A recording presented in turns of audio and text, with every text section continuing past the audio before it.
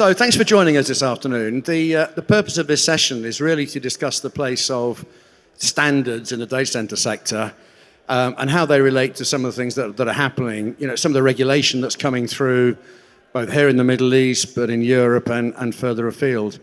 And I think it's a confused space. People talk about standards, but don't necessarily understand what's really out there and those that are true international standards versus other things that may be available.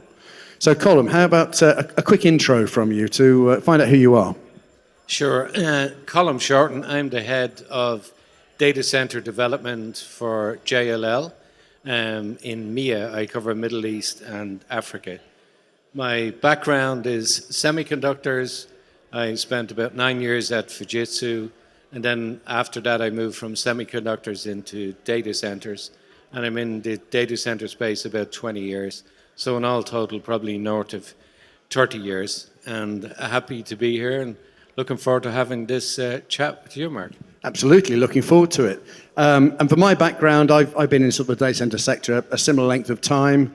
I've operated some very large data centers around the world, and I've been involved in the development of international standards through ISO and various other elements. So, Colm, just to kick things off, we are seeing more and more regulation coming in different parts of the world. We've got whatever's happening in Europe. I think there's a sense that others are following what Europe are doing to a certain extent. So can you just sort of talk us through, some of your experience about what we're seeing from a regulatory perspective and how standards are being used against some of the regulation that we're starting to see? Yeah, I think it's a really good question, and it's also very timely, both from the region that we're operating in where this event is today. We see, that the growth, for example, it's north of 25, if you look at the compound annual growth rate here. Along with that is the growth in standards and the application of those standards. And I think you're absolutely right. We are following, to a degree, what's been fundamentally led out of Europe. And those standards are now being embraced, particularly around, the sustainability side of things, which is now starting to feed through the narrative, particularly with the growth in AI. And what we're seeing, if you were to take a step back to the Paris Accord in 2015 and the global sustainability goals kind of set a bedrock or a foundation. And in that sense, that created the vision and the goals and the moonshot target that we had. However, when we come to standards, it's really a good topic because it needs clarification. Because standards, the term standards has been used and abused. And in some cases, we've had some issues around the application of those standards.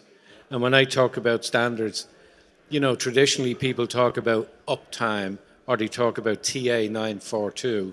When I'm speaking about standards, I'm speaking about more around the data center operational space.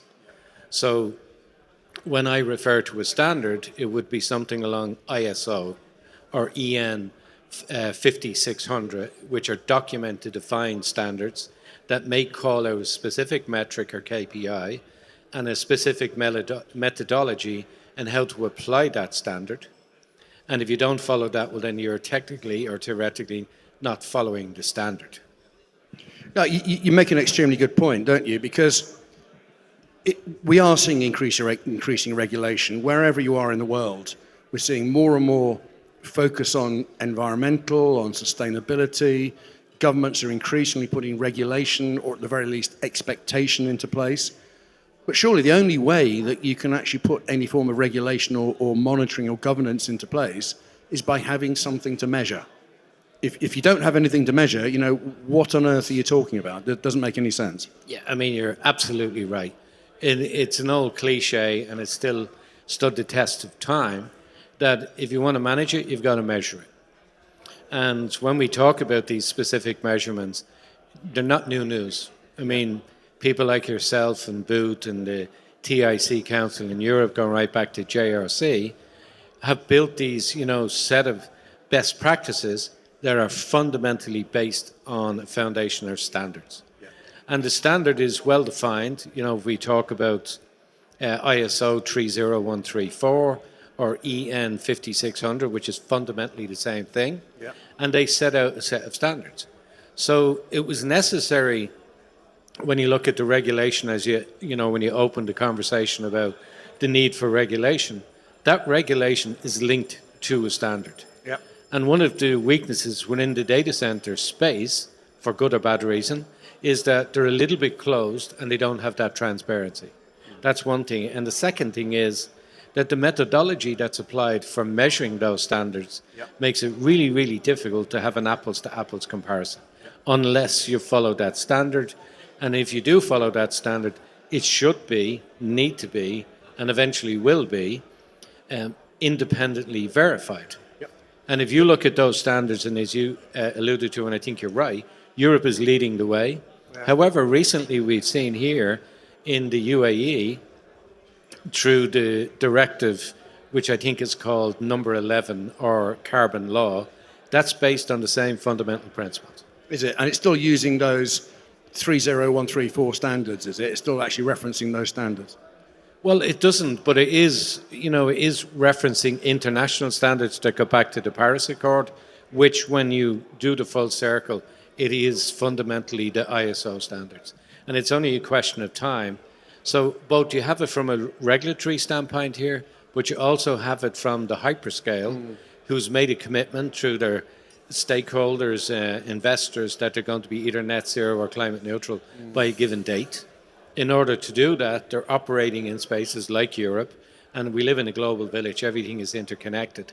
So when you bring those standards from a European base and you want to apply them globally, well then, data flows seamlessly. You have to apply the same standards. And when they have to report back to corporate headquarters, it's all encompassing. It's the complete portfolio. Well, as you say, I mean, again, if you're measuring and reporting, it has to be based on empirical metrics, objective metrics, which are reproducible in the same way whatever part of the world you're in. You talk about the 30134 series. So I'm quite sure everybody in this room has heard of PUE. I suspect a lot of people have heard of WUE. But I wonder how many people know what the definitions of those are. It'll be interesting to know if anybody's prepared to put your hand up if you know how PUE is defined. And there's always one. There's got to be one. So just by way of providing information, PUE is defined by an ISO standard called ISO 30134-2. And if you're not measuring and reporting PUE according to that metric, then you're not really measuring and reporting PUE, you're doing something else. There's also something called WE, which is becoming increasingly important. There's an increasing environmental focus on water usage. Again, WUE is defined within that same standard series. And yet, I just wonder how many people in the sector are actually aware of that and are using it. Possibly not many, Colm. Well, I think probably very few. And even today, if you look at sustainability reports as they're published, and you dig down into the detail, you'll find, for example, there are exceptions. So you called out PUE. And PUE, at a very simple high level, is total power over IT power. When you look at the results and that are published, and you look at the PUE number or the metric, the ratio, which has to be done annualized, you get a number of 1.3, 1.4, 1.5. The industry is running at 1.57. However, when you read the fine detail, you'll find excluding lights in the car park, excluding meeting rooms, excluding some other stuff that's not directly related to supporting the IT. Technically, that is not PUE. Yeah. And I think, without getting too focused on PUE, we probably want to move on, but PUE is an iceberg, literally an iceberg. The bit you see above the water is only 1/5 of the problem, or actually not even that. So, but the rest of the iceberg, the other 4/5 is below the water. And to be honest, it wasn't the bit above the water that took out the Titanic, it was a bit below. So actually we need to be a bit more focused on the bit below the water, the IT load, rather than the building load. I don't know what you think about that. No, again, I think if you go back to the standards, two of the standards in there are ITEE and ITEU, which is the IT efficiency and utilization. And most people do not produce utilization figures. And if you were to look at the average utilization in the data center, it's actually sub 50%. And in some cases, it could be sub 40%. Now, that may seem like an inefficient or underutilized number. However, as you measure that through the year, you're going to find peaks where it's above 90%. And we have to build for the top number plus a guard band. So although that utilization, there is an area of improvement. The one is equally, if not more important than the ratio, like you said, using the iceberg analogy. So, on that note, we've got a lot of regulation coming in that are focused on the 30134. So we've got power, we've got water, we've got carbon, CUE as well. Are we doing enough to actually integrate the IT stack? Because it seems to me that a lot of the regulation that's coming in, wherever we are in the world, is focused on the building, and there isn't really sufficient focus on what's happening on the IT side and the efficiency there. Is there more work to be done there? I think absolutely. If you made a 10% improvement on the IT side, you'd make a huge overall significant improvement in the total package. The problem with the IT is that when we think of the data center industry or we think of data centers, we spend a lot of time talking about what's fundamentally referred to as gray space, or the shell and core, or the power going to that shell. What we don't look at is that, it may cost $1 billion to build a data center, but within 5 years, you're going to spend more than $1 billion on the energy powering the IT within the building. So, but, there is a lot of secret sauce, IP sensitivity around what's running on those servers, and very much when we look at running the data center environment, we focus on the center, not the data.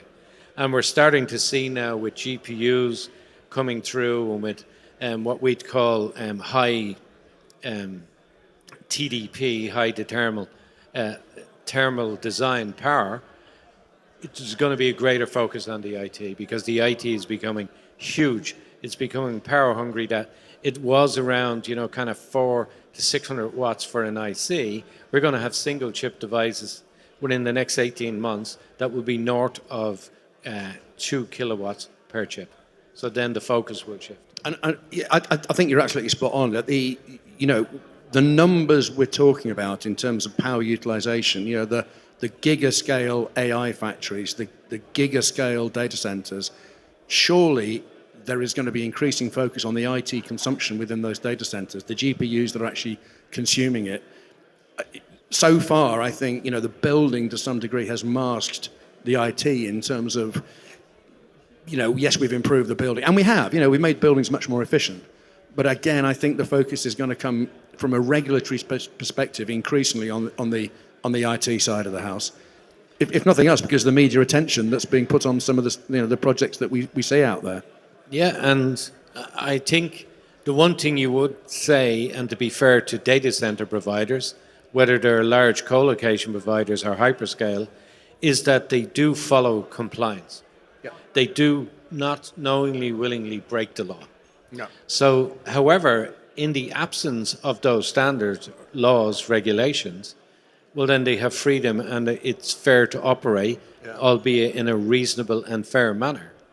If you bring in this regulation and you define, data-driven, scientific-based targets, if you define them, that we now have what I'd call a level playing field, so you're comparing apples to apples, well, then you're going to get that transparency, and then you're going to get attention, and people are going to drill down into the IT. Yeah. In the absence of those standards or regulations, it's realistically not going to happen, because it's a return on investment discussion. It's not a sustainability discussion. Well, and it comes directly back to your point. If you can't measure it, you really can't monitor it, and you certainly can't report it, and so there's a grey area. Yeah.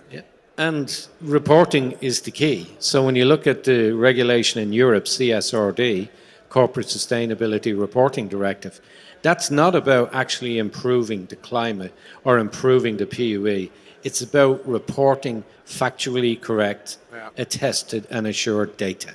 Yeah. And that gives you the transparency, because then you're into brand, you're into marketing, you're into image. And then people have choices. Do they want to go to a green machine, or do they want to go to somebody that's not highly focused on improving their sustainability credentials, their footprint. And to me, that side of it on transparency is one. And then the opposite side of that coin then is, just like you say, if you want to manage it, you got to measure it. So you got to measure, report, and then reduce or act. And what I'd often say is that when we're building new data centers and we look at these data and we look at the figures, particularly around when you report for the first year, actually the most important thing is the second year, because then you have a trend. Have you stayed flat? Have you made an improvement? Have you got marginally worse? And that's a very good point. It's all about the improvement, is it? Most, say, sustainability reporting is expecting year-on-year improvement. It's not just about saying we're good now. It's about, yes, we're doing an okay job now, but in the future we're going to do better. But that doesn't obviously, result in its own problems, doesn't it? Because you can't keep improving forever. At what point do you actually say, well, we can't do any more? And, I do know that in certain cases, some operators have held back improvement to show year-on-year incremental, benefit. I certainly couldn't comment on that. That's like saying all my customers' children are ugly, which I would never do. They're just managing their exposure.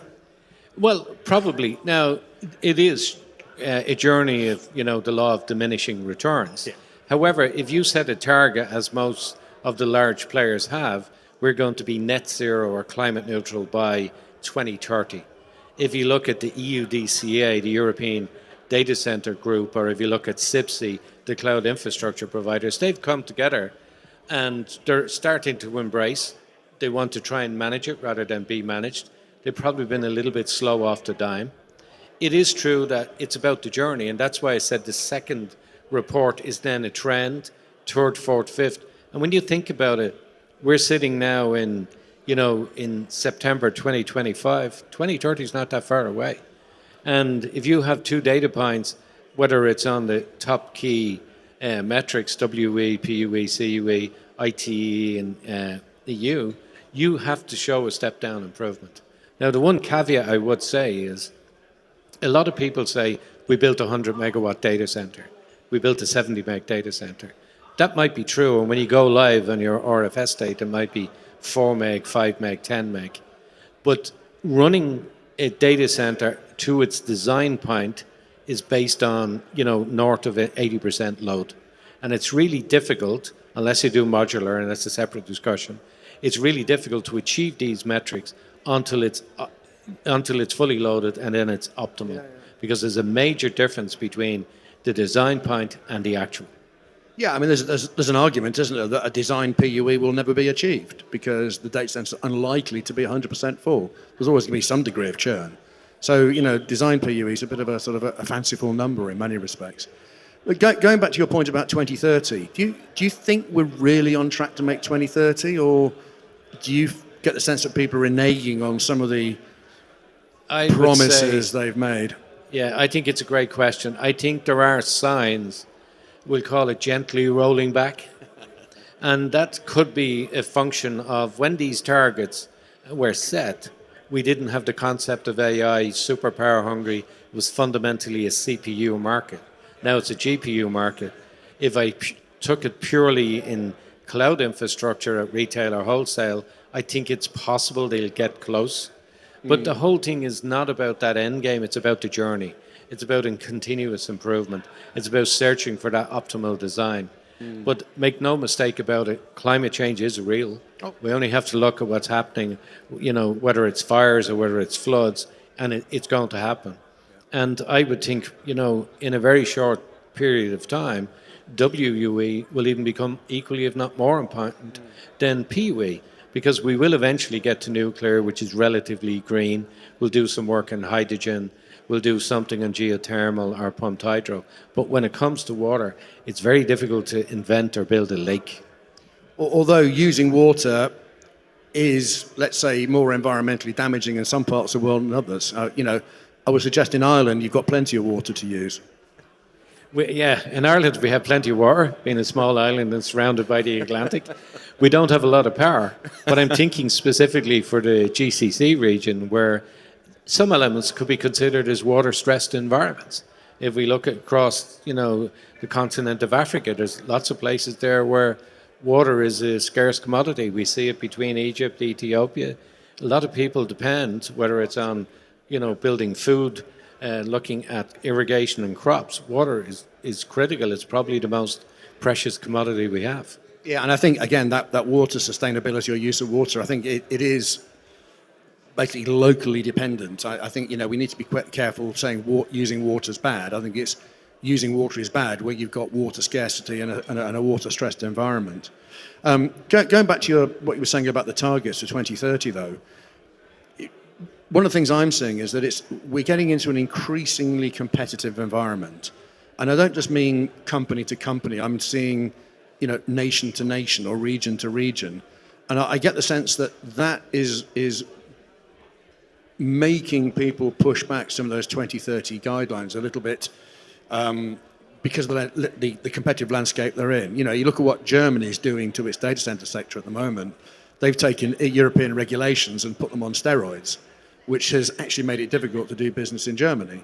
And I think people are beginning to realize if you penalize the industry too harshly or make it too difficult from an environmental perspective, you're potentially losing out in the AI or cloud arms race. Yeah, I mean, I don't dabble too much in geopolitics, but it is fair to say that geopolitics comes into it. Fundamentally, energy strategy is probably more critical, particularly post-COVID now, for the digital transformation or for that digital economy, that change.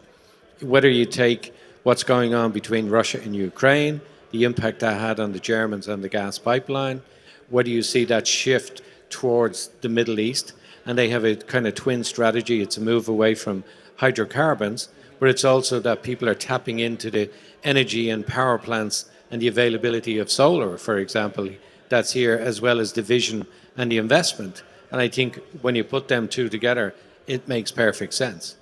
If you look at the flip side of that, if you don't embrace these new technologies, find a solution, you will miss out on this first phase of AI. And it's very much in its embryonic. We still haven't figured out all the applications. We haven't got optimized design points. We still have a single set of architecture where we probably need two. And it's on a journey, but there's one thing for sure, we're on this train and it's moving fast.